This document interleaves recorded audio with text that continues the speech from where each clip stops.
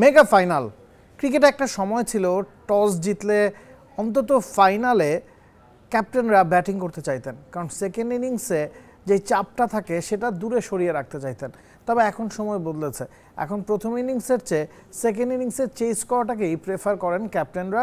Asia কাপের ফাইনালেও তার অন্য কিছু হয়নি। ক্যাপ্টেন সূর্যকুমার ইয়াদব টস জিতেছেন এবং ফিল্ডিংয়ের সিদ্ধান্ত বেছে নিয়েছেন। কেন তিনি চেস করতে চাইবেন না? পাকিস্তানের সাথে যে 8টা টি20তে ইন্ডিয়া চেস করেছে সবগুলোই মেন ইন ব্লুরাই জিতেছে, তো চেসই করার কথা ছিল সূর্যকুমার ইয়াদবের, সেটাই তিনি করেছেন। সালমান আলী আগা তা নিয়ে অবশ্য খুব একটা বদার না।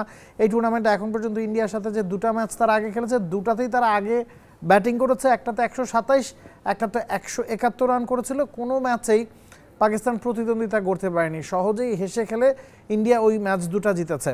এখন ওই 127 এবং 171 যেই পিচে পাকিস্তান করেছিল সেই পিচেই এই ফাইনালটা হচ্ছে।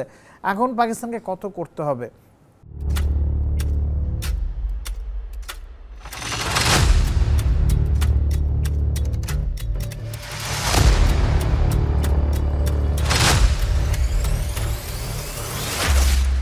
পিচ কমেন্টেটর বা পিচে যারা ছিলেন তারা বলছিলেন যে 170-80 যদি পাকিস্তান করতে পারে মেগা ফাইনালে, সেটা অন্তত 15-20 রানের একটা অ্যাডভান্টেজ দেবে। কারণ গ্রুপ পর্বের একটা ম্যাচে আপনি যখন 171 রান চেস করতে নামবেন আর ফাইনালে 171 রান চেস করতে নামবেন, that's a different ball game.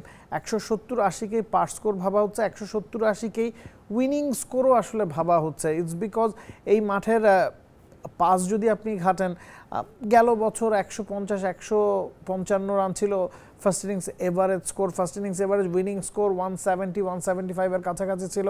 এবং যেহেতু ফাইনালে একটা আলাদা প্রেশার তো আপনার থাকবেই, সে কারণেই 170-175কেই আসলে ফার্স্ট ইনিংসে এভারেজ উইনিং স্কোর বলা হচ্ছে এবং সালমান আলী আগা হয়তো সেটাকেই অ্যাচিভ করার চেষ্টা করবেন। উইকেটটা কেমন? উইকেটটা স্লো হওয়ার কথা থাকলেও ঘাস ছেটে ফেলা হয়েছে এবং যথেষ্ট ক্যারি আছে উইকেটটাতে, পেসাররা খুব বেশি সুবিধা পাবে না। এবং সময়ের সাথে সাথে যেহেতু ঘাস একেবারেই ছেটে ফেলা হয়েছে, সেকেন্ড ইনিংসে একটু স্লো হয়ে আসতে পারে। ডিউর প্রভাবটা তাই ক্রুশাল। ইন্ডিয়া যে টস জিতে ফিল্ডিংয়ের সিদ্ধান্ত বেছে নিয়েছে, সেখানে সেকেন্ড ইনিংসে যদি ডিউ না পড়ে কাজটা কিন্তু কঠিন হতে পারে। আবার ডিউ যদি পড়ে সেক্ষেত্রে কিন্তু বোলারদের বল গ্রিপ করাটা ডিফিকাল্ট হবে, তখন এই রান চেস করাটা আসলে সহজ হবে। সব কিছু আসলে নির্ভর করছে ফার্স্ট ইনিংসে পাকিস্তান কেমন করে, মোটামুটি একটা পার স্কোর তারা বোর্ডে জমা করতে পারে কিনা, এবং সেটা কিন্তু ইনিংসে গিয়ে ডিউর প্রভাব কতটা থাকে সেটার ওপর। Nabil Kaiser, T Sports. For more updates, subscribe to our YouTube channel and click on the bell icon. Follow us on Facebook and Instagram.